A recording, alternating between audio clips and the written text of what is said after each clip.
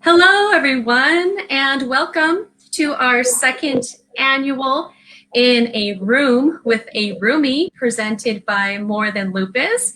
My name is Kelly, and I am your moderator today, and I am the founder of the Portland-based, patient-driven nonprofit More Than Lupus. And if you're unfamiliar, More Than Lupus is a multi-ethnic, multi-generational, and international lupus community designed by lupus patients to connect, grow, and inspire each other through the peaks and the valleys of their lupus journey. And I say because I myself have been living with lupus for 30 years, first diagnosed at 11 with juvenile rheumatoid arthritis, and then further blood work revealed that I've had systemic lupus. So at More Than Lupus, our goal has always been to see a need and to fill the need. And with this shift in virtual care due to the global pandemic and other barriers, we have seen a decline in patient access to care and sometimes, honestly, quality of care. Even before the pandemic, most people would have to travel long distances to see their rheumatologist, which can be difficult. So we decided to bring the rheumatologist to you. And for the next hour, you will be in a room with a RHEUMY and have an opportunity to ask the questions you may not have had the opportunity to ask by your RHEUMY in the office or during a virtual visit. Now, before I introduce our special guest, I want to read a brief disclaimer for those that are joining us live and for those who will be streaming this later, either on Facebook or YouTube.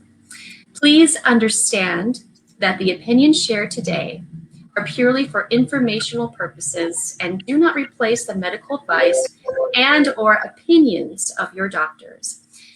If you are experiencing lupus or lupus overlap symptoms, it is important to follow up with your doctor and seek the treatment that is best for you.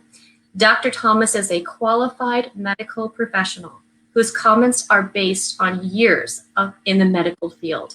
However, he is not liable for his comments since he is not acting as your personal medical provider and does not know the nuances of your medical history. Let me introduce Dr. Thomas. Now, Dr. Thomas is a rheumatologist who has specialized in the treatment of lupus for over 25 years. He has served as an assistant professor of medicine at the Walter Reed National Military Medical Center, as chair of the Medical and Scientific Advisory Council for the Lupus Foundation of America, chair-elect of the National Board of the Sjogrens Foundation, and as a research consultant for the National Institute of Health. Now, Dr. Thomas is mainly known in the lupus patient realm for writing the best-selling patient lupus handbook, the Lupus Encyclopedia, which, due to its popularity, has a second.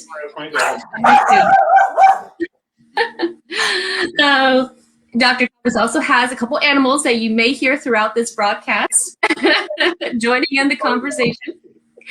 He has treated over 200 patients in his career. Patients love Dr. Thomas for his investment into their well-being and his accessible manner. So welcome, Dr. Thomas. Thanks for having me, Kelly. It's always a pleasure. And when we announced that you would be here with us for this unique question and answer session, the questions started pouring in. So are you ready for this? Yep, I sure am. Wonderful. We will be addressing the pre-submitted questions first and then taking questions from the live feed. So I'm going to step off camera so I can focus on vetting the comments from behind the scenes. But Dr. Thomas, here is your first question. I'm going to just stop my camera. I'm going to grab my puppy because she's Sure, no problem. Okay, so this is Musette, everybody. Say hi, Musette. Sorry, Kelly, but she gets no problem at all. So here is your first question here. And it says,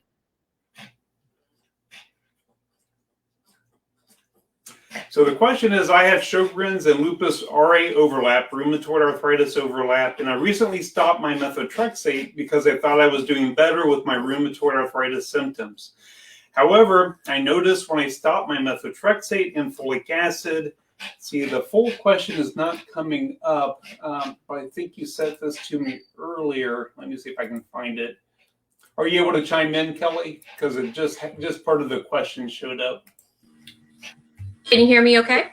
Yes. However, I noticed when I stopped my methotrexate and folic acid, my Sjogrens seemed to get worse. Is there a connection between the two?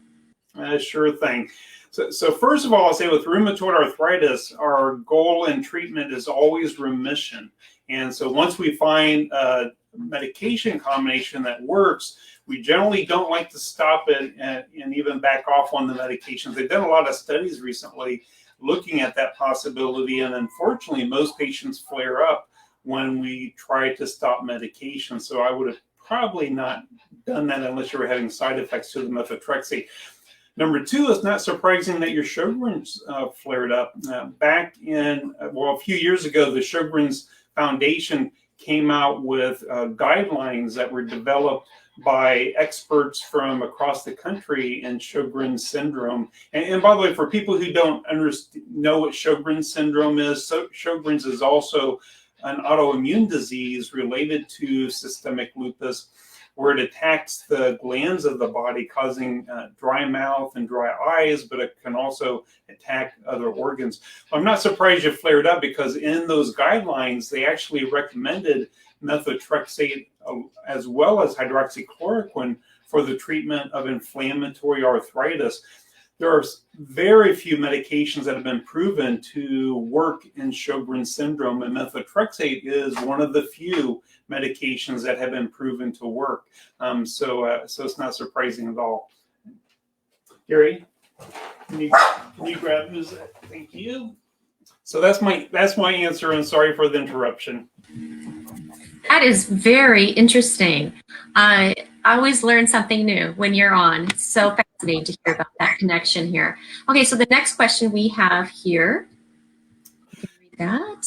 I have been in a lupus flare. Oh no, this is just part of the question for some reason. Why don't you just ask me to?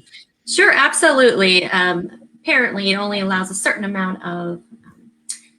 Here we go. It says, I have been in a lupus flare for almost 4 years and on 17 to 60 milligrams of prednisone. I now have heart failure with pericarditis. What are the risks versus benefits of staying on 17 to 20 milligrams of prednisone while trying different medications to get it into remission? Yeah, I'm so sorry to hear that. First of all, it just shows how devastating systemic lupus can be. And in fact, Toni Braxton, who's a famous singer, that was her problem. She had severe heart involvement from lupus when she first presented, but now she's doing amazing with proper treatment, and I hope that you follow her path. Prednisone is a double-edged sword. The reason we have to use prednisone so much for situations like this is that it's truly a life-saving medication. It's the only medicine that works right away for our lupus patients. But the downside is that it causes side effects in virtually everyone who takes it. If we have to use a dose over 6 milligrams a day for any prolonged length of time, even just a few weeks, our patients are bound to get side effects such as cataracts, glaucoma, high blood pressure, diabetes, osteoporosis, and infections. And in fact, whenever you read about immunosuppressants possibly causing infections, by far and away is the prednisone that's the main culprit. If I have a patient on prednisone plus methotrexate, it's always the prednisone that's the main cause of infections if they get an infection. So our goal with treating someone like yourself is to use other medications to get our patients off of the steroids. We call them, when we do that, we call them steroid sparing agents. And for example, in your particular situation, and I have had patients like yourself, I envision that I usually have to use a combination of therapies. For example, hydroxychloroquine plus mycophenolate, which is a strong immunosuppressant, plus Benlysta, or hydroxychloroquine plus mycophenolate plus Rituxan, for example. those three medicines together is much safer than the prednisone you're taking. So if your doctor recommends you taking a combination of medicines and you're afraid of taking so many pills, please don't be afraid of that. You need to be more afraid of the prednisone.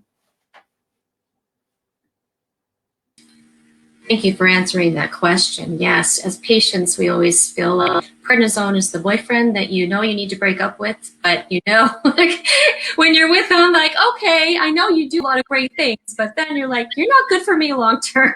I love that analogy. I'm getting, if I use it. Absolutely, you can use it. Be my honor. And sometimes, you know, you get on it and you feel great.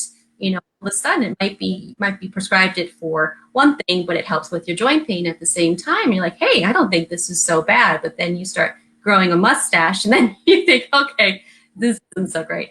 Can I say something about that, by the way? You bring up a very good point, Kelly.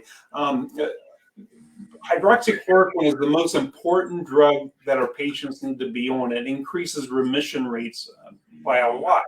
And one big problem is that 40% of our 40 to 45% of our patients don't take their hydroxychloroquine regularly. And what I found through the years is because our patients, when they take prednisone, they feel great right away. They know it's working. But when they take hydroxychloroquine, I oftentimes have patients tell me they don't take it because it doesn't seem to make them feel any differently. Hydroxychloroquine, its effects take a long time, and so you don't feel it immediately right away, but it's much more important than prednisone. So please take your hydroxychloroquine religiously because it will help you in the long run, much more than the prednisone. Thank you so much for sharing that information. I think the more we increase patient health literacy and they understand that right away, hopefully the compliance will go up as well regarding patients taking their medications as prescribed. So the next question we have for you, Dr. Thomas, is about pain treatments. And obviously, many patients with lupus deal with a significant amount of pain, either from musculoskeletal complications or other things happening systemically. This question says, what are the best non-prescription pain treatments, in your opinion, for lupus? Okay. Yes, unfortunately, most of our patients suffer from pain, and there's 3 different possible reasons, by the way, and I think it's important that I mention them first. First is the inflammatory arthritis and inflammatory problems going on from lupus itself. And our treatments, such as hydroxychloroquine, methotrexate, Benlysta, etc., will only help those. It won't help with the other 2 types of pains that can happen. And so that's important to remember, because you might get frustrated that your pains aren't getting any better and your doctor tells you your lupus is doing great. The other 2 types of pain is that we divide symptoms of lupus into type A symptoms and type B symptoms. And there's type B symptoms that includes pain from things like fibromyalgia, for example, where lupus, we don't know why, but lupus causes the brain and the pain nerves to become overactive, and it can cause pain that's due to fibromyalgia or depression or similar problems, and the usual treatments for lupus won't work. And then the third type of pain is things completely unrelated to lupus or fibromyalgia. Our patients, because of much better care, are getting older these days. For example, they're getting degenerative arthritis, osteoarthritis. It's easy to wonder if that's due to the lupus, and it's not. But let's go to the next step. What can we use over the counter to help with your pain, which is your whole question in the first place? First, we're going to do everything we can to get the lupus under control. And there's some things you can do with over-the-counter therapy to help out with lupus control type pain or lupus inflammatory pain. One is that some supplements can be beneficial. For example, there's some evidence that taking ginger and taking turmeric might actually help decrease inflammatory problems from lupus. So those are 2 things that you can consider doing. But just be aware they can't thin out the blood. So if you have bleeding problems or medicine, just be very careful with that. Number 2, sunscreen and vitamin D are absolutely important for lupus. If your vitamin D level is less than 40, you need to work on getting up to a level of around 40 or higher. It actually helps with disease control. And then you should be lathering on that sunscreen religiously, even if you don't go outside. I have sunscreen on right now, Kelly, and the reason for that is that my family gets skin cancer at an early age, and that white light on my head there, that's actually a fluorescent light to change LED bulb, which doesn't have UV light, but anything that's in fluorescent light has UV light, and I'm constantly getting this ultraviolet light exposure, damage the cells underneath my skin. Those release their proteins into the blood. Then your lupus anti-nuclear antibody sees that and causes inflammation throughout the rest of the body. So sunscreen used religiously is really important. So that's the lupus control part. Then the other part is what can you take for any of the aches and pains? You can take any of the I'm sorry, let's step back 1 second. There's a few other things we can do from the lupus standpoint. One is an anti-inflammatory diet. We're learning more and more that there's some wellness tips and lifestyle habits that absolutely can help decrease inflammation. Look at the anti-inflammatory diet. There's a lot of great books out there right now. If you go to my blog, lupusencyclopedia.com, there's a blog article on it. But also the Mediterranean diet is one example of an anti-inflammatory diet. Very easy to Google Mediterranean diet and find out more about it with that. Also, some mindfulness. Are you getting an echo on your end? Not really. Oh, good. Okay, good. Just want to make sure. Mindfulness has been shown to decrease inflammation. At our most recent American College of Rheumatology meeting, they actually presented data showing that people who practice mindfulness have improved immune systems compared to those who don't. It sounds new agey and it sounds crazy, and doctors would have said it was crazy 20 years ago, but it's, all it takes is taking like 5 minutes a day of doing breathing exercises. Just simply doing that can help you out a lot. Just Google mindfulness immune system. You'll find some very good recommendations on how to put it into practice. And then exercise. That's regular exercise. Every study looks at exercise has shown that people who exercise regularly, even though they have arthritis and feel horrible, their pain in the long run is better than people with arthritis who don't exercise. So Tylenol is another over-the-counter pain medicine you can take. Especially by far the safest. 6 tablets a day of arthritis Tylenol is much safer than 1 Advil or 1 Aleve. The one caveat is to don't do this if you drink more than 2 servings of alcohol every day. Doing that. But those are the only people who really get into problems with their liver from Tylenol. Number 2, the non-steroidal anti-inflammatory drugs can be taken like Advil, Ibuprofen, or naproxen. But please be careful. Those have lots of side effects. High blood pressure, ulcers, heart attack, strokes. And so please don't take those unless you ask your doctor if it's safe for you to take them in the first place. Between them, naproxen and Aleve are the safest. Naproxen is most likely to cause heart attack and strokes than ibuprofen, according to the medical literature. And then there's the topical therapies like lidocaine patches, diclofenac gel. Both those are very safe for everyone to take. There's a lot you can do for over-the-counter pain medications. And by the way, please, none of this is recommended for medical advice, by the way, like Kelly said at the beginning, but everything I just said is based on the latest medical information and medical science. Thank you so much for sharing. Yes, I follow the Mediterranean diet, and I think that it's been very beneficial to me. And also, I loved what you said about vitamin D. We can become very cavalier with thinking vitamins are just some superfluous things, but you know, it is to me a life-saving medication, and I always think of it as vitamin D can take you down, ladies and gentlemen who are watching. And sometimes you have no idea that your depression or your body aches or your mental fuzziness is actually from your low levels of vitamin D.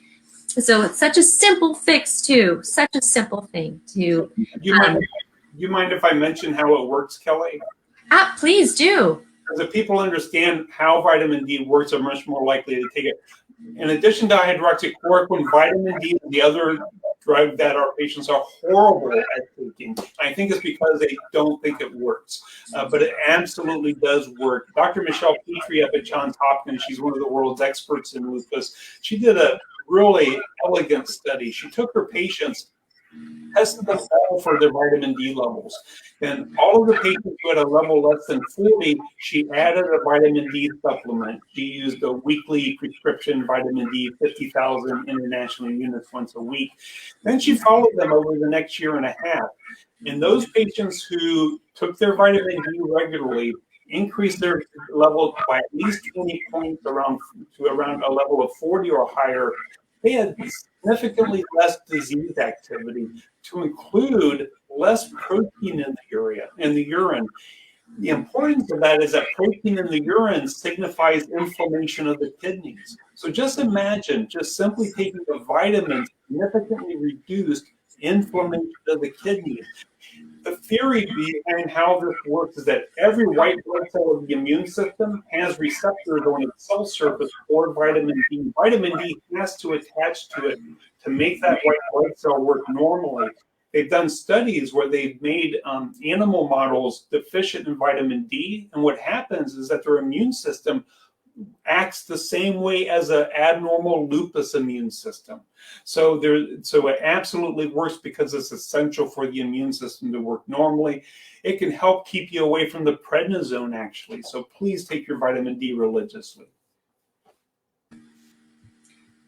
Amen to that. Now, the next question we have here, there's a little bit of a sound issue we're having with some feedback, so I'm going to continue to mute myself when I'm not asking questions. But this question was in reference to an article by Science Daily. It talked about the effectiveness of the COVID-19 vaccine in regards to people who have had organ transplants, and that can happen with lupus, kidney transplants and other parts or organ transplants as well. Now, how effective do you believe the COVID-19 vaccine is with people who have had a kidney or other organ transplant and are on anti-rejection immunosuppressant medications that many people are actually on with lupus who haven't had a transplant as well? What a timely question. Just last week, the Centers for Disease Control put out on the news, and I know everyone's heard it, that if you've been vaccinated, you don't have to wear a mask outside or in public or inside. Guess what? I'm ignoring that advice. I'm going to still act the same way as I did before, and I have a perfectly normal immune system. So this question is incredibly important, and I'll give my explanation and what I tell my own patients. So this study was done at Johns Hopkins, which is one of the world's preeminent universities, and they showed that patients on immunosuppressant therapy who had organ transplants did not respond as well to the vaccine. They did have a response, so they did have some response. So getting the vaccine is incredibly important, even if you're on a strong immunosuppressant. Even though you don't mount a complete response, at least you have some partial response. So if you get an infection, you're likely to have a less severe infection compared to if you did not have the vaccination. And so we need to think of the same situation with our lupus patients. Even though this study was not on lupus patients, they also take similar immunosuppressants. For example, a lot of those patients were on mycophenolate, also called Cellcept, which a lot of our patients take. Even patients who just take hydroxychloroquine and nothing else, lupus has an abnormal immune system, and those patients may also not mount as good of a response to the vaccination. So it's incredibly important you get vaccinated, number one, because some response is better than no response. And the problem with lupus and COVID-19 is that there's now been several studies that show that our patients don't do well with COVID infections. One study showed that they have a significantly higher death rate compared to people who don't have lupus. Another one just came out of the United Kingdom just a month ago. They looked at a huge number of patients with systemic autoimmune diseases, to include lupus. And what they showed is that lupus patients and other autoimmune disease patients had a 44% higher death rate compared to just 5 years ago. So they didn't even look specifically at COVID. They looked at the entire population, just at the death rate. And the only thing that's been different between now and then was COVID infections. And so please get your vaccination. Unfortunately, there's too much bad stuff on the internet as far as bad information, and people who don't believe in vaccines, who are telling people not to get vaccinated, saying there's high side effects and deaths from COVID-19 vaccine. You will rarely meet a doctor who has not gotten their vaccine. I do not preach what I don't do myself. I got my vaccine because I've seen too many people die from COVID-19. I have yet to see one bad side effect to the vaccination, and I've had most of my patients have gotten vaccinated so far. So please get your vaccine, but please pretend you didn't get your vaccine and still do your social distancing, hand washing, wear your mask, keep others away from you, even if they've had their vaccinations. You need to protect yourself. Thank you for your honesty with that. Yes, and I think it's important to have accurate, unbiased information. Time is not to fear. Everything should be understood more, so we may fear less, as my gal pal Marie Curie once said. Here is a follow-up question to that. And do you feel that most lupus patients that are on immunosuppressant medications should receive a COVID-19 booster vaccine? Oh, that's a good question. We don't know the answer, and we don't know the answer for us. For example, I got the Moderna vaccine. I got both of them. How long is it going to last? We don't know. And they're doing studies to try to figure that out. Is this going to be lifelong and I'm going to be fine, or will this wear off and we got to get it every year? We just don't know. Right now, they are actively researching this, very actively, at the National Institutes of Health. I'm in Silver Spring, Maryland, and the NIH is in Bethesda. And a lot of my patients are entering their study. They're doing an active study right now to see how well our patients respond to the vaccine and does it wear off over time, and to look at how safe it is as well. Johns Hopkins Hospital is doing a similar study as well. If you live in the Washington, D.C. area, please consider signing up for those studies. If you go to my blog, lupusencyclopedia.com, and just scroll down, I do have information about the research study. I think it was a couple of weeks ago that I posted about it. But we just don't know the answer, but it's being studied more than probably any vaccine in the past, and hopefully they'll have an answer for us within the next year or so.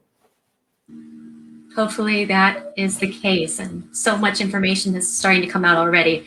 So the next question is a follow-up question that you kind of addressed already, but I want to make sure I honor the person who requested this question by asking it. And it says, what are the percentages of lupus patients experiencing a flare after receiving the COVID-19 vaccine? Information. Yeah, bottom line is we just don't know, and I'm waiting for the NIH and the Johns Hopkins study to come out and tell us that. However, I will say that so far I've had a ton of patients get vaccinated so far, and none of them have had a flare.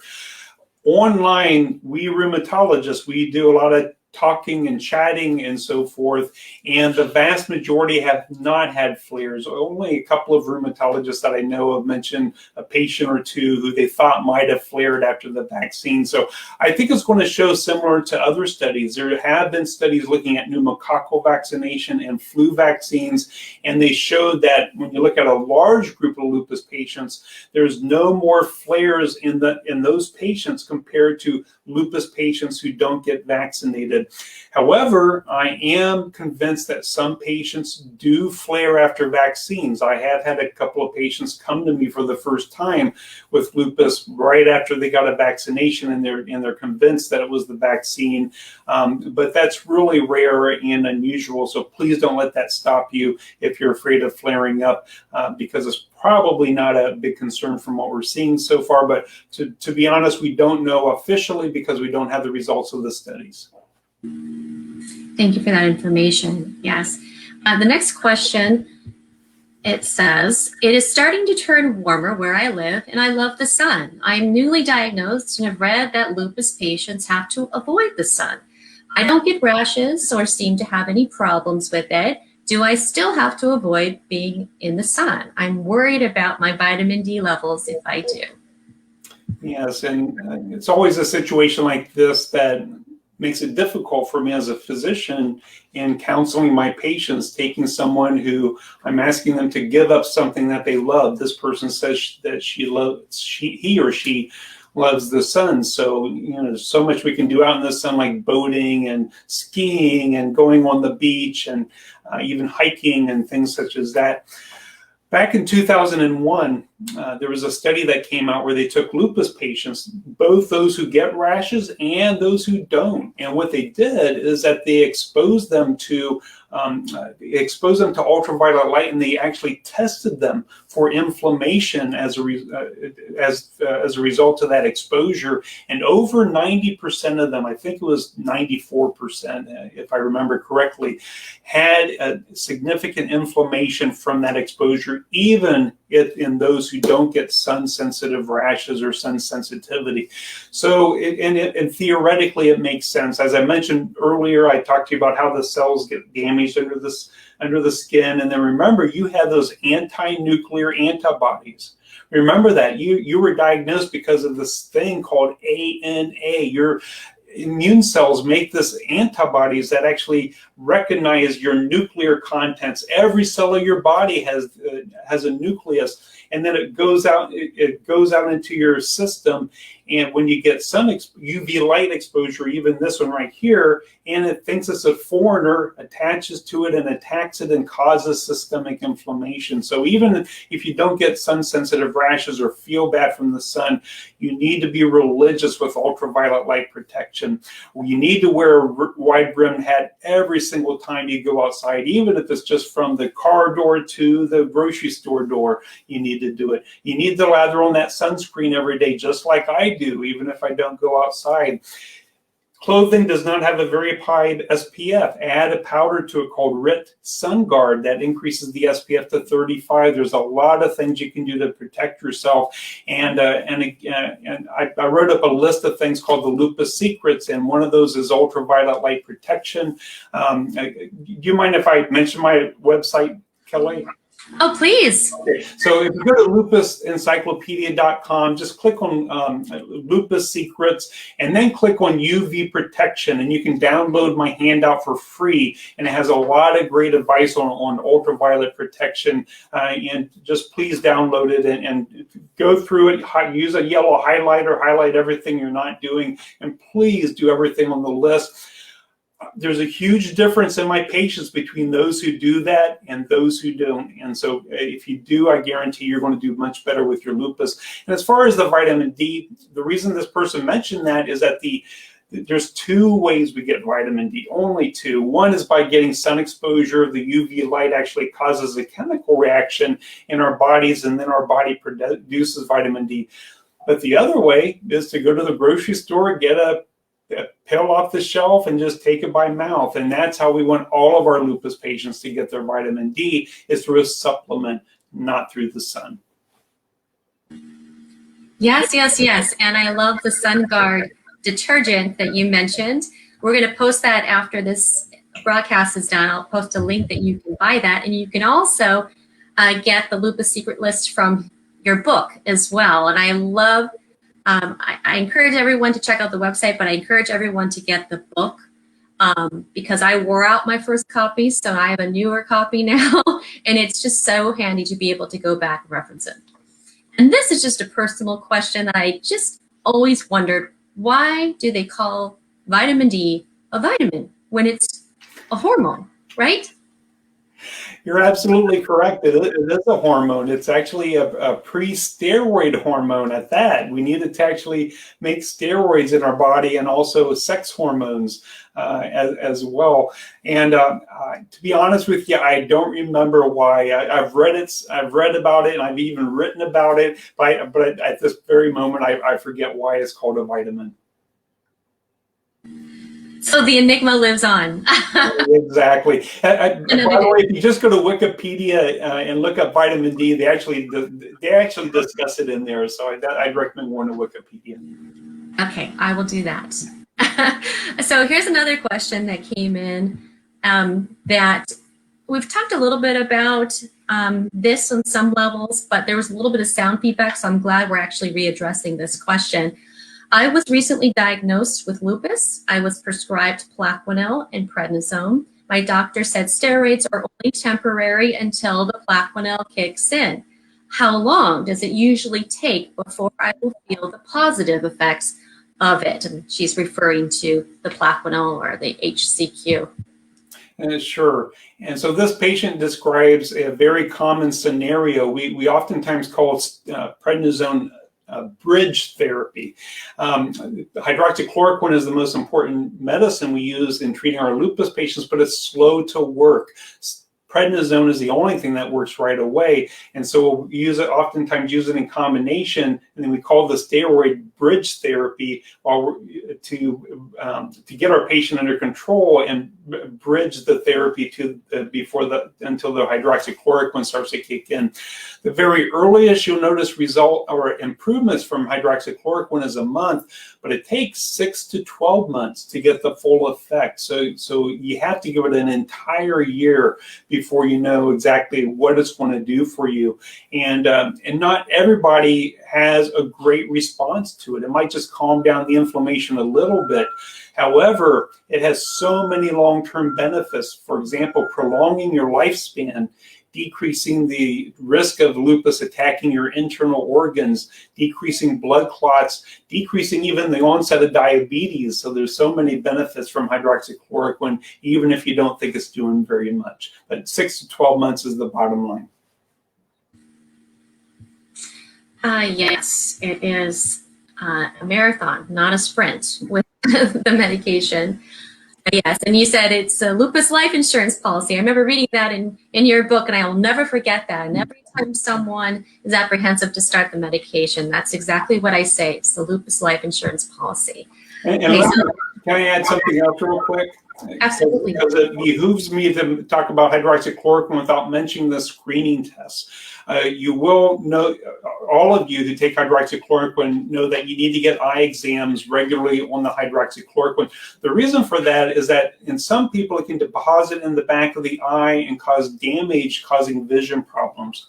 However, please keep in mind that the eye tests that we do today are so good that it would pick up anything way before you would notice anything. Unfortunately, there's people who have permanent vision problems that I know of because of the older tests not picking up their problem right away. But you need to make sure your eye doctor is doing the right test. The reason for that is that not all eye doctors, even great ophthalmologists, and here's a secret, even retinologists, the organ that's damaged from hydroxychloroquine is called the retina. There's retinologists or retina experts who don't have the right equipment, and I see that in my own patients here in the Washington, D.C. area. Make sure you're getting the correct test. And the 2 tests you want to get every single year is a visual field test called the visual field 10-2. It has to be 10-2. Your eye doctor, I guarantee, has a 24-2 machine, but many of them don't have the 10-2 machine. It's expensive. The 24-2, it looks for glaucoma. That's why they have that. The other test is called an SDOCT. S as in Sam, SDOCT. So you want those 2 tests done every year. Now, if you're Asian, you need a 3rd test. And this is incredibly important because Asians, 50% of the time, their involvement of the retina happens at a different part of the eye than non-Asians. So you actually do need the visual field 24-2 plus the 10-2 plus the SDOCT. So bottom line is ask your doctor, show this list to your doctor and say, are you doing these tests on me every year? And if you don't, please refer me to a doctor where I can get that additional test done at. Such great information. It's so important to make sure you follow up with your ophthalmologist about those tests and make sure that you are going to have your eyes checked. Usually it's twice a year. If you're on hydroxychloroquine or the brand name Plaquenil. The next question is just gets me in my heart, being a teenager with lupus. This question is from a teenager living with lupus and says, I'm a teenager with nephritis. My doctors are talking about peritoneal dialysis. I would do this at my home. Are there any benefits to doing it this way instead of going to a hospital and doing it? Sure. I'm so sorry to hear that, especially as such a young person. Just for those who don't know, nephritis means inflammation of the kidneys. Nephro comes from the Greek word for kidney. Itis means inflammation of. Unfortunately, it happens in around 40% to 50% of our patients. And by the way, this is why we actually give us a urine sample every 3 months, because nephritis causes no symptoms whatsoever in the early stages, and we want to catch it as early as possible because it's much easier to get under control. Unfortunately, most children and kids, they get worse lupus than adults. And most of them first present with lupus nephritis, where it's attacking the kidneys. And by that time, they've already had permanent damage going on in their kidneys, just like this poor young person. And unfortunately, it sounds like she's gone into kidney failure and needs to go on dialysis. And by the way, let me recommend to you that you need to be talking to your doctor about a kidney transplant as fast as possible. Our lupus patients do not do as well on dialysis as other people, and they get more complications, and you want to get a transplant as fast as possible. That's one very important word of advice I have for you. But there's two types of dialysis. There's peritoneal dialysis, which you can do at home, which she's asking about, and that's where the person can do it into their abdomen. The peritoneum is the lining of the abdomen, where they can actually filter out the toxins from their blood with some equipment at home. It's much more convenient than going to the hospital and getting a different type of dialysis called hemodialysis, where they have a tube in the arm that filters out the blood. So which is better and which is safer for our patients? Some patients actually feel better on the hemodialysis, and we think that is because it filters out the bad antibodies of lupus better. So if you're having any other lupus problems like arthritis and rashes, then doing it in the hospital with the IV form may be a better option, because it might help you feel better. It's not completely proven, but that's something to keep in mind. They did a study in Brazil in 2015 where they actually compared hemodialysis in the hospital versus home peritoneal dialysis, and they did show in their particular study that there was no difference in complications. So you can do either or, depending upon which you would prefer doing. But the only caveat is that you might feel better with the hemodialysis one in the hospital, and it is a tough choice, but that's what the medical evidence shows, and I wish you all the best. That is really interesting about the differences between the two. Do you feel that there is any apprehension to prioritize lupus patients on dialysis lists due to their systemic disease? Boy, that's a field that's out of my expertise, unfortunately. And you are correct. There's only so many kidneys out there, unless you can get a family member to donate a kidney to you, which is probably the best thing to do for most of our patients, and you don't have to wait. But if you're on a kidney transplant waiting list, those lists can be long because we don't have enough donors. But as far as who they prioritize, I really have to plead ignorance for that. I really don't know. I do know that people who don't take care of themselves are not at the top of the list. So people who smoke cigarettes, for example, don't get the priority. I would hope that they would prioritize a young person who's otherwise not doing anything that could jeopardize getting a kidney transplant, but I really don't know. I went off script there with that question. That was just something that I've thought about in the past. So now we are to the live stream, and we're going to try and get through as many questions in the next 15 minutes or so. One question came in from Bobby, and she says, or he says, I believe it's a she. During my flare, I was on prednisone and Plaquenil 400 milligrams daily. Currently, I'm on 200 milligrams Plaquenil for lupus, so she's gone down. No other medication. Will I ever be able to get off of Plaquenil permanently? You're asking the wrong question. You should be asking, how can I stay on Plaquenil for the rest of my life and not have to stop it? Again, Plaquenil or hydroxychloroquine, we call it life insurance for lupus. There's more than one study that has shown that people with systemic lupus who take hydroxychloroquine or Plaquenil regularly live longer than patients who do not take it regularly. It decreases the risk of the lupus attacking your internal organs. It just has so many. Our patients with lupus, by the way, they get heart attacks and strokes at a younger age than other people. And in fact, these occur 10 years earlier than they should compared to the normal population. If you're African American and female and a woman, it's worse. It's 20 years earlier. But there was a study that came out of Italy a couple of years ago where they actually showed that our systemic lupus patients who take low dose aspirin, 81 milligrams, what we used to call baby aspirin, plus Plaquenil or hydroxychloroquine together, they had significantly less heart attacks and strokes. And so if I was a lupus patient, I would be determined on figuring out how I can stay on the Plaquenil and not have to stop it. And I would do that by getting my eye test done religiously.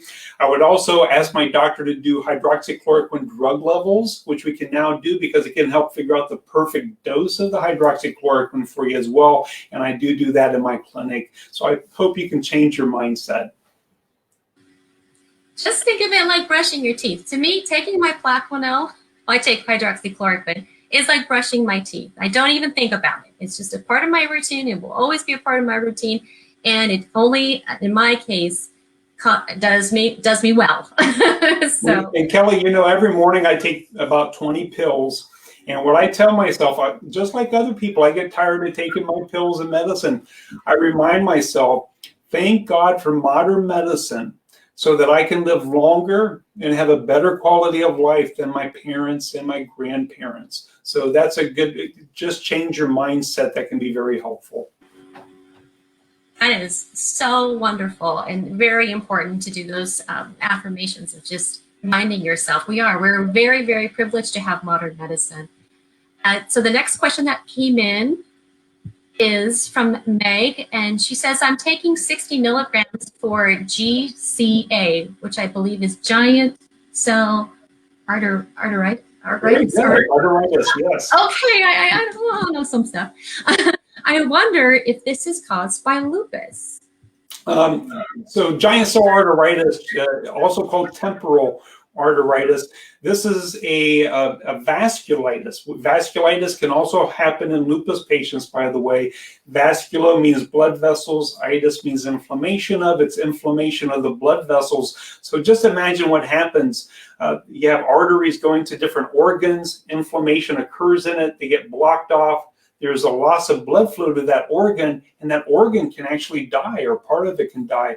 The devastating thing with vasculitis, with giant cell arteritis, this affects people over the age of 50. We don't know why it occurs. It is not associated with lupus. So just to answer your question very quickly regarding that. But the devastating thing about this is that it oftentimes affects the arteries that go to the eyes, and people can get immediate permanent blindness from it. And so that's why it's so important that we treat it quickly. And by the way, for this person, if you're in the United States, there's an FDA approved drug for this disease called tocilizumab, also called, that's a mouthful. Actemra is the easy way to remember it. ACTEMRA.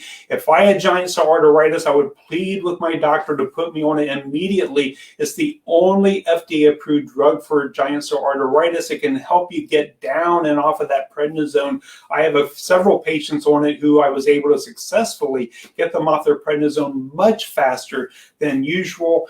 The prednisone has many more dangerous side effects than Actemra or tocilizumab could have. So I hope you ask your doctor that. There you go, Meg. Ask your doctor at your next visit or send a message via your MyChart about Actemra.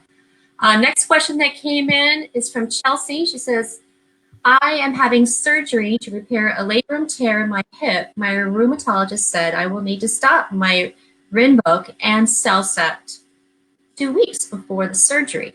I am really scared of flaring during that 2-week window. What can I do to reduce the risk? Yeah, that's a great question. And the bottom line is we don't truly know the answer because they haven't done studies to really show if we even need to stop these medications at all. However, I will say that most rheumatologists will ask their patients to stop these two medicines before surgery because but we don't know if we're treating ourselves by feeling better not to cause an infection in our patient, or whether we're really truly helping the patient out by doing this, because there are no studies that prove that these medicines increase the risk of infections or other complications from surgery. There's actually some rheumatologists out there. So, for example, Dr. John Cush, who runs a very good rheumatology education site called RHEUMY Now. And by the way, if you don't prescribe to it, it's a great site because he announces the most recent research results in lupus all the time. It's RHEUMNOW.com, RHEUMY Now. But he doesn't stop these types of medicines before surgery in his patients, especially if they're at high risk of flaring. And so this is one of those situations where you could actually talk this with your doctor and just say, I'm really afraid of flaring up. I'm willing to take the possible risk of infection if they could possibly do that. And I think that that's something you could have that discussion with your doctor about. I usually stop these two medicines just a week before surgery instead of 2 weeks, because I would also be afraid of my patient flaring up. Rinvoq wears off pretty quickly. That's what I fear about stopping the Rinvoq. Cellcept takes a lot longer, so maybe 2 weeks might be fine for that one. But I think it's fair to have an open discussion with your doctor, because it's not proven that this is the right way to do it. But I will say that a lot of rheumatologists would do exactly what your rheumatologist is doing. Difficult situation. Difficult situation, but always great to understand that you can have that shared decision-making conversation with your doctor. So we have Stacy here, and Stacy said, the nurse told me not to take ibuprofen. Is that correct? I have Sjogren's and antiphospholipid syndrome and lupus.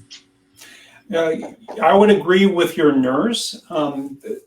The non-steroidal anti-inflammatory drugs, such as ibuprofen, they do increase the risk of blood clots. And for those who don't know, antiphospholipid antibodies are present in about 30 to 50% of all systemic lupus patients.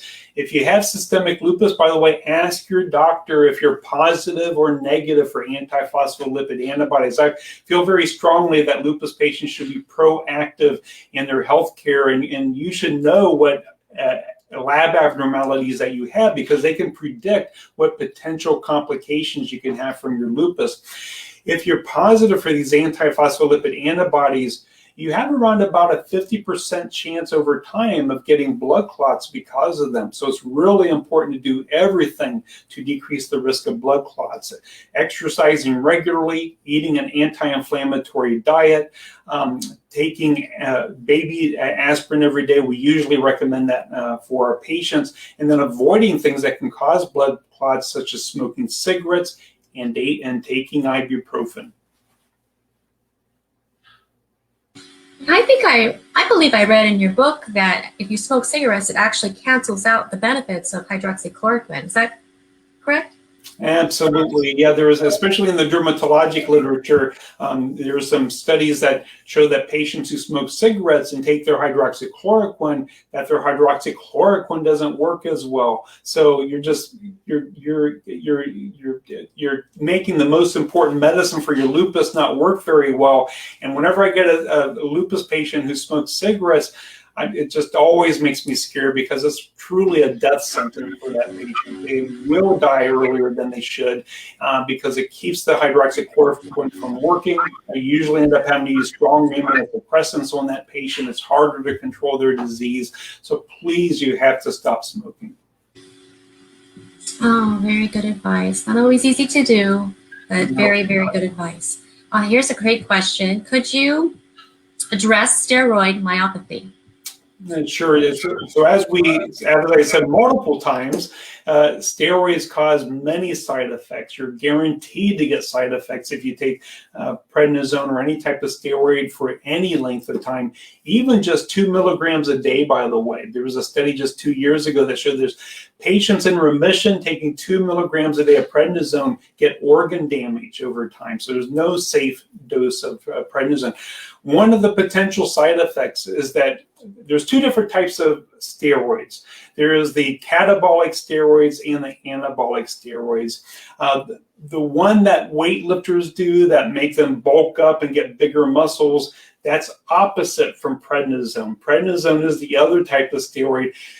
Prednisone actually causes the muscles to get smaller, and it converts the energy from the muscles to fat, and it makes more fat in the body and less muscles in the body. And when it makes the muscles smaller, myo means muscle, apathy means damage to. So some patients will get this damage to the muscles called steroid-induced myopathy, and it's actually a very common problem in our patients who take steroids.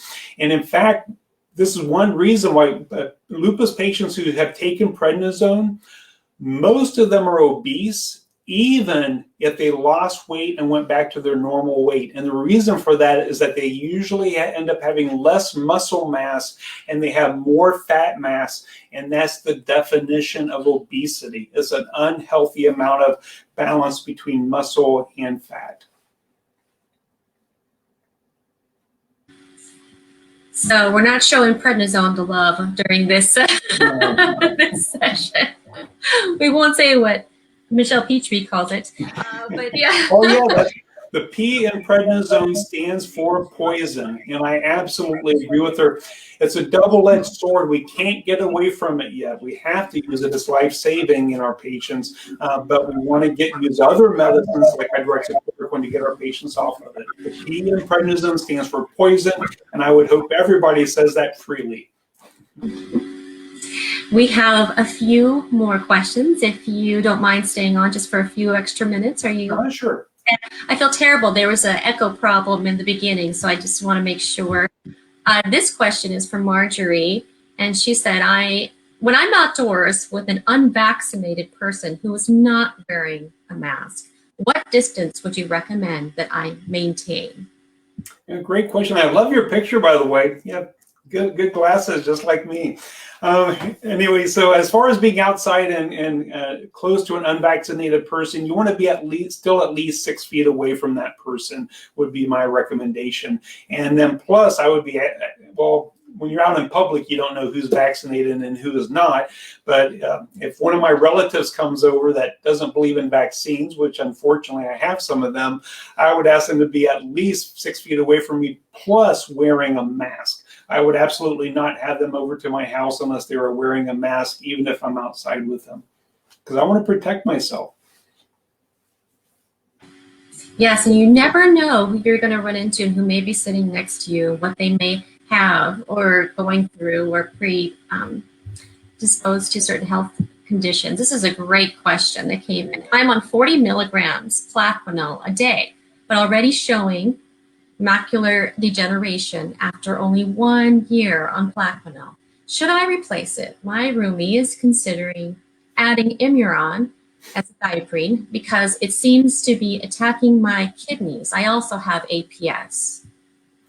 So the first thing I'll say about this is that it's incredibly rare to get retinopathy or retina damage within a year on hydroxychloroquine. There are some cases, if you're taking another medicine that increases the risk, it's more possible, not much more, but more possible.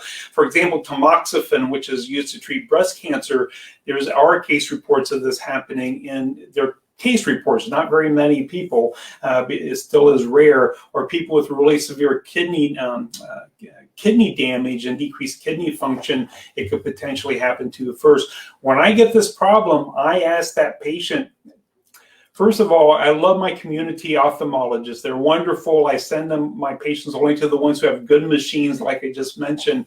But every once in a while, they'll tell my patient that they think that they have hydroxychloroquine-induced retina problems. I never believe them until I send them to one of my retina experts who does a particular test called a multifocal ERG test. So my first recommendation is to get a second opinion from a retina expert who can do this test called a MFERG, or multifocal ERG, in order to know for sure, or find out who's a hydroxychloroquine retina expert in your area.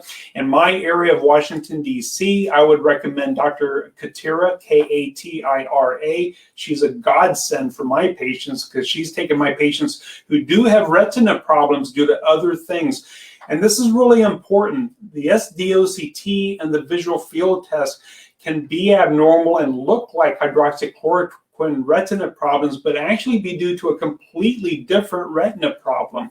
And they can actually continue on their hydroxychloroquine as long as they get this other special test done regularly. Another good place to go to is the Wilmer Clinic up at Johns Hopkins Hospital, because they also have this machinery available. But if you truly have plaquenil-induced retina damage, you have to stop it. My suspicion is that your test results may be kind of iffy, because the recommendation is actually that if the test results are iffy or borderline, not to stop the hydroxychloroquine. And it is because other things can mimic that problem, and hydroxychloroquine is just so important for our patients. And so if your lupus is not under control with just hydroxychloroquine by itself, then I would add something such as azathioprine or Immuron to the mixture, or methotrexate or mycophenolate or Benlysta. There's a different problem that's hard for me to answer without knowing everything, but that's what I would recommend, is getting a second opinion, because hydroxychloroquine is so important and it's so rare to happen within a year. That is such a good point to make. Lupus patients, you have the right to ask for a second opinion. And by the way, I'm a rheumatologist. I never mind if my patients ask for a second rheumatology opinion, because our diseases are so complex and difficult to treat and difficult to diagnose. So please never feel bad about asking for second opinions. If you ever get a doctor who gets mad about that, you need to get a different doctor. You heard it here, folks.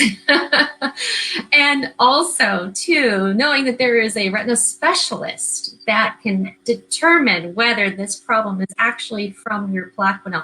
That, I'm sure many people like myself are hearing this for the first time, that this is an option, and this is important for you to look further into this before you stop your life-saving medicine. Okay, we have a great question about lupus fog. Is there, let me post it here, is there a medication available for lupus fog / cognitive dysfunction? Yes, in fact, there is a free medication for lupus fog. So this is really good, Kelly, a free medication. The only treatment that's been shown to truly help lupus fog is regular exercise. I know you're going to hate to hear that answer, but that's the truth. When we look at all the treatments to help with memory problem, and unfortunately, this is a true problem. We definitely know that. Lupus fog is another way to describe something called cognitive dysfunction, or memory problems, or feeling like you're in a fog or in a daze. That absolutely happens to our lupus patients. Most of the time it is not due to lupus inflammation, but lupus inflammation can certainly make it worse. My theory is that probably hardening of the arteries and decreased blood flow is most likely the most common cause of this problem, because that happens early in our patients. And when we do MRIs of the brain, that's by far the most common thing that we see. The reason exercise probably helps so much is because these parts of the brain have decreased blood flow, and when you exercise, you're increasing blood flow to the brain, and it helps out. There's a very good memory expert who's just between me and I'm in the Washington D.C. area. He's between here and Baltimore. He's been on the Oprah Winfrey Show and other shows, but he says that his favorite exercise that he recommends for his patients is actually dancing. And the reason for that is that another way to improve memory or this lupus fog that you're talking about is retraining nerve pathways in the brain, because it's true that our brains can actually grow as far as the electrical connections between the nerves of the brain. And the best way to do that is by forcing yourself to do things that your brain feels uncomfortable about. If you ever do something and it makes your brain hurt, like let's say you're really good with English but horrible at math, and you have to do something mathematical wise, and you just, oh, this is driving me crazy. That kind of thing, when you force yourself to do it, actually improves the brain function over time. So the way that dancing helps is, number one, you're doing the exercise part, but number two, you're forcing your brain to learn something new that you didn't know how to do before, because there are certain steps you have to do and the rhythm to it as well. And so exercise would be the most important part of that. Other things that may be beneficial is a Mediterranean diet does have studies behind it showing that it may actually help prevent the worsening of memory problems over time. And then also doing brain activities such as memory activities such as Lumosity.com is a popular one on the internet, for example. It's not proven to work as much as diet and exercise, by the way, but it may be beneficial. There's also a lot of other things you can do to help with your memory. And the same thing, if you go to lupusencyclopedia.com, go to Lupus Secrets, you can download my memory improvement handout. There's a lot of advice I have on there on things that you can do to help with your memory that can be very beneficial as well. What a wonderful resource. Everyone, please check out lupusencyclopedia.com for those amazing resources. And I'll tell you a little secret. I dance every day in the morning, every day, and I love it. I think it helps with my range of motion in my joints. It helps memorizing sequences, makes me feel sharper, and also that release of endorphins always gets me in a better mood if I was in a bad mood when I woke up in the morning. Well, you're like the perfect patient. You're every rheumatologist's dream. My patients won't do what I ask them to do. I think I learned the hard way, where my earlier years I resisted, and then I went, what am I doing? I'm just not helping myself here. Wait, we have one last question, and then we're going to let you go, because I know you've been on with us now for an hour. And this is from Wendy. And Wendy says she's on Cellcept and prednisone for almost 6 months due to a flare, which started attacking her kidneys and causing protein spill.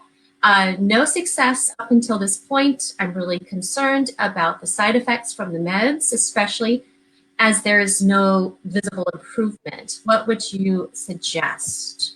Yes, what a timely question. The reason I say that this is timely is that in December and in January, we had 2 FDA-approved drugs for lupus nephritis, which we have never had before. I'm sorry to hear you've gone a year without doing any better, because if you were my patient, I would have changed things at 3 months to help out. However, you can still do things to get better, and I'll tell you what I would do if I were you. Number one, I hope you're taking hydroxychloroquine. Taking hydroxychloroquine increases the chances for remission by 3-fold. In other words, if I take a bunch of lupus patients, and this was proven at Johns Hopkins Hospital, by the way, in a 2006 research study that they did. But what they showed is that when they took patients with lupus membranous nephritis, which is one type of lupus nephritis, and half of them they just treated with mycophenolate and steroids, the other half they added hydroxychloroquine to their regimen, The ones who added hydroxychloroquine, 3 times as many of them went into remission. So I hope you're taking hydroxychloroquine, and I hope you're taking it religiously and not missing doses, because it does make a big difference. I've had patients myself who, until I convinced them to take it, they weren't doing well, and then they went into remission when they took it. The 2 medicines, though, if you were my patient, I would add one of these 2 medications to your regimen. Benlysta was FDA approved back in December. It was FDA approved originally for systemic lupus back in 2011, and a lot of us noticed that our lupus nephritis patients got a lot better on it. So it absolutely does help out. And then number 2, in January, on January the 22nd, a medication called Lupkynis was FDA approved. It's spelled Lupkynis. So Lupkynis or Benlysta. Now, which one is better? We truly don't know. However, I'll give you my opinion. In someone who's had active disease for about a year, my fear with you is that you may have some significant permanent damage, and you want to get under control as fast as possible. Lupkynis probably works quicker. In the clinical trials on Lupkynis, we saw significant reductions in the urine protein within 2 weeks. By 2 weeks, patients started to have a 50% reduction in the amount of protein. Both of them are great medications. In fact, I'll probably use both in combination in some of my patients, but please ask your doctor those things, hydroxychloroquine, and then adding Benlysta or Lupkynis. So are you saying you can use both Lupkynis and Benlysta together? That combination has not been studied, and I will have to say that I'm on the Speakers Bureau for both of those, so I do need to give that disclosure. But these are truly godsends in our patients with lupus nephritis, and I'll tell you why. A year ago, just using something like mycophenolate, only 20% to 30% of our patients would have a complete renal response or go into remission, and remission is our goal. So it's not surprising to me that this person is telling me that they're not under control with mycophenolate and steroids by itself. Only happens 20 to 30% of the time.